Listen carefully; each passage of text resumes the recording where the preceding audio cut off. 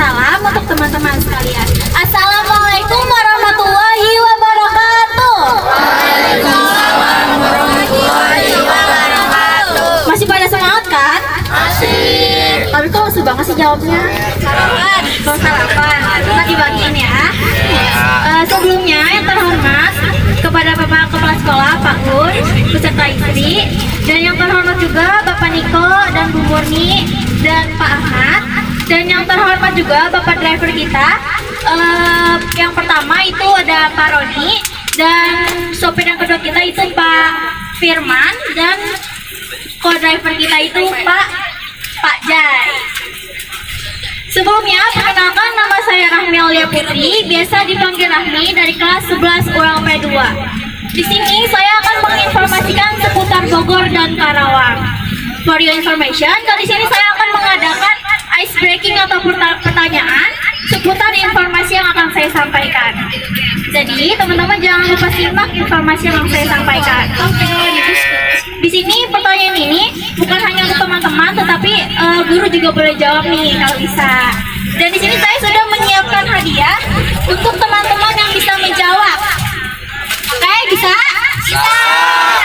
Oke, sebelum saya memulai, di sini saya ada tebak-tebakan terlebih dahulu. Rulesnya yang bisa boleh angkat tangan, dan yang benar boleh maju buat mendapatkan hadiah. Belum ya, belum. Oke, tebak-tebakannya. Buah apa yang durhaka? Angkat tangan dong. Melon kundang. Betul.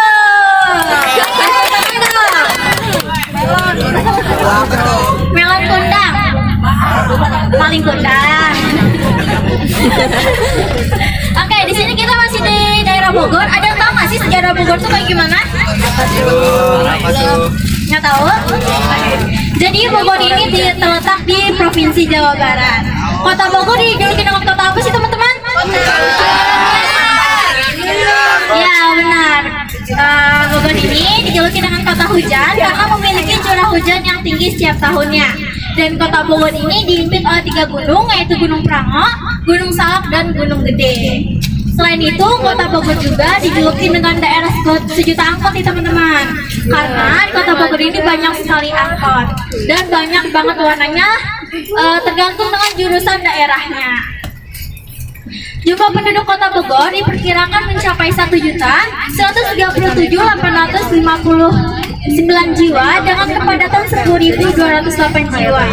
Selain itu, Kabupaten Bogor juga memiliki 40 kecamatan yang menyebar. Sejarah Bogor sangat kaya dan panjang. Sejarah Bogor dimulai dari masa era kejayaan Pajajaran Sunda di bawah perintah Prabu Siliwangi. Jadi dahulunya Bogor ini memiliki kerajaan Pajajaran yang bercorak Hindu, dan pada tanggal 3 Juli 1482 Prabu Siliwangi dinobatkan menjadi Raja Susuhan di Pakuan Bogor. Jadi dahulu itu Prabu Siliwangi teman-teman yang menguasai kerajaan tersebut. Dan pada masa kolonial Belanda pun, kota Bogor disebut dengan Buetendorp, yang artinya tempat yang damai dan jauh dari segala hiruk pikuk. Nama ini menjadi tempat awalnya kota Bogor nih teman-teman, dan menjadi tempat peristirahatan pada masa itu. Selain itu, Bogor juga memiliki ciri khas teman-teman, yaitu salah satunya Bogor memiliki wayang bambu. Wayang bambu ini dipertunjukkan untuk menjadi hiburan atau edukasi bagi masyarakat. Selain itu, Bogor juga memiliki tarian ciri khas ini teman-teman, yaitu salah satunya ada tarian Gulingga. Tarian Gulingga ini menceritakan tentang kehidupan yang tidak selalu manis, dan kita perlu memiliki ketekunan untuk menjalani hidup. Selain itu, ada juga tarian kandangan. Tarian kandangan ini menceritakan tentang pentingnya ketekunan, kedisiplinan, dan keindahan untuk menjalani hidup nih teman-teman. Selain itu, Bogor juga memiliki senjata ciri khas, yaitu kujang. Dan fun fact-nya, ternyata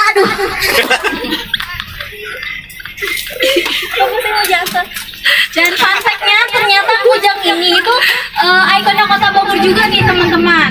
Jadi kalau teman-teman baru masuk Kota Bogor, biasanya teman-teman akan melihat ikon Kota Bogor yang berbentuk senjata tradisional Kota Bogor.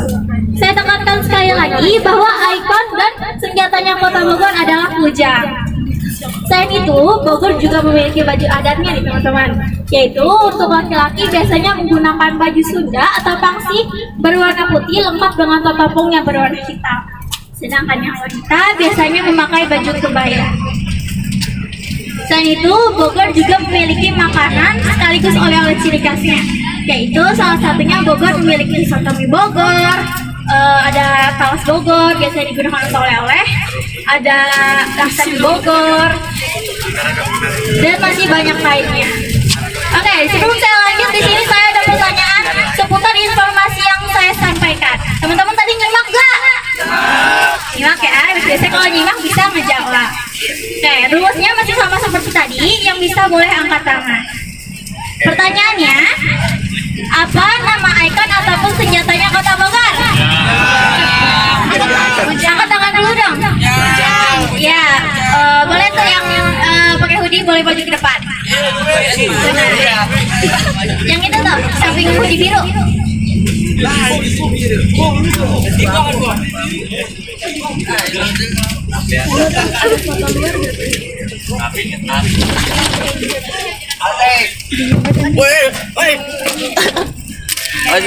Terima kasih kakak, tepuk tangan dong. Oke, selain itu Bogor juga memiliki keunikan nih teman-teman, yaitu Bogor sering mengadakan cucurak. Cucurak ini sama halnya seperti makan bersama ataupun ngeliwat. Biasanya warga setempat saling bergotong royong untuk mengadakan hal tersebut. Selain sejarah dan ciri khasnya, setelah ini kita akan melewati daerah yang dimana dahulunya daerah ini tempat disandaranya presiden dan wakil presiden kita, yaitu Soekarno dan Hatta. Ada yang tahu nih daerah mana? Karawang. Nggak ada. Jadi daerah ini itu daerah Karawang, tepatnya pada peristiwa Rengas Dengklok. Jadi Karawang ini merupakan sebuah kabupaten di Provinsi Jawa Barat. Daerah ini dijuluki dengan Kota Pangkal Perjuangan. Kenapa sih dijuluki dengan Kota Pangkal Perjuangan? Karena daerah ini berkaitan dengan sejarah kemerdekaan Republik Indonesia nih teman-teman. Bahkan sampai saat ini daerah ini masih dikenal dengan upah minimum regional atau disingkat dengan UMR tertinggi di Indonesia. Julukan ini tidak hanya sekadar julukan nih teman-teman. Julukan ini berdasarkan pada suatu peristiwa, yakni peristiwa Rengas Dengklok. Jadi peristiwa Rengas Dengklok ini terjadi pada tanggal 16 Agustus 1945. Peristiwa ini terjadi dan golongan muda ini diketahui pernah menculik presiden dan wakil presiden kita, yaitu Soekarno dan Hatta, tepatnya sebelum proklamasi kemerdekaan dibacakan. Tetapi golongan muda ini tidak hanya semata-mata menculik presiden dan wakil presiden kita saja ya teman-teman. Golongan muda ini berniatan untuk menjauhi dari pengaruh jahat Jepang dalam kemerdekaan Republik Indonesia. Dan pada saat itu, Karawang ini masih menjadi hutan belantara yang dikelilingi oleh rawa-rawa. Dan pada saat ini juga nama Karawang ini tercantum karena diambil dari bahasa Sunda, yaitu ka, rawa, dan an, yang artinya tempat atau daerah yang berawa-rawa.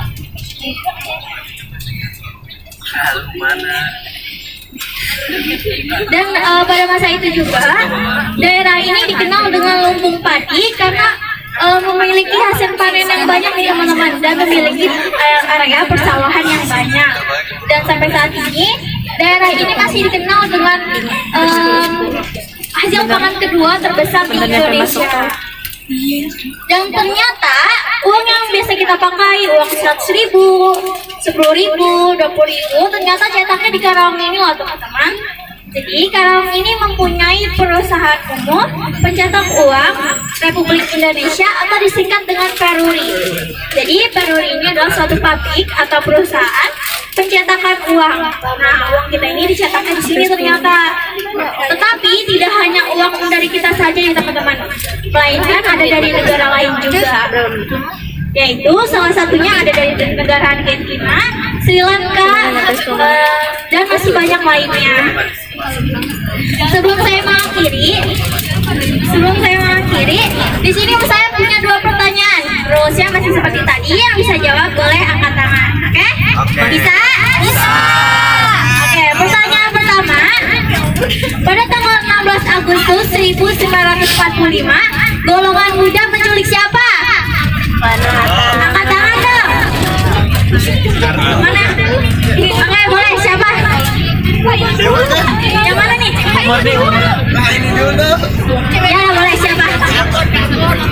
Presiden dan wakil presiden. Siapa namanya? Soekarno. Muhammad. Betul. Boleh maju ke kakak. Tepuk tangan dong.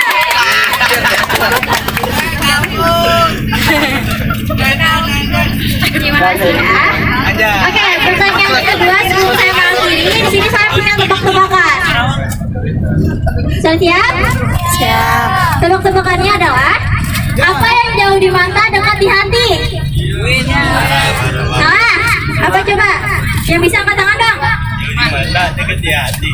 Apa yang jauh di mata dekat di hati? Kamu anjir. Betul. Yang jauh di mata dekat di hati. Oke. Mungkin itu saja informasi yang dapat saya sampaikan. Saya harap informasi yang saya sampaikan dapat bermanfaat bagi kita semua. Dan terima kasih juga kepada teman-teman yang sudah menyimak dan menjawab pertanyaan dari saya. Dan selamat untuk teman-teman yang sudah mendapatkan hadiah. Untuk yang belum, jangan berkecil hati nih teman-teman. Karena nanti bakal ada pertanyaan dan hadiah selanjutnya dari rekan-rekan saya yang akan menyampaikan informasi selanjutnya. Sebelum saya tutup, di sini saya ada pantun lagi. Jangan lupa cakep ya. Pergi memancing ke Sungai Sela. Bila dipancing di hari senja. Pamit undur diri dari saya untuk teman-teman semua. Saya Raffi Aulia Putri, pamit undur diri. Wassalamualaikum warahmatullahi wabarakatuh. Waalaikumsalam warahmatullahi wabarakatuh.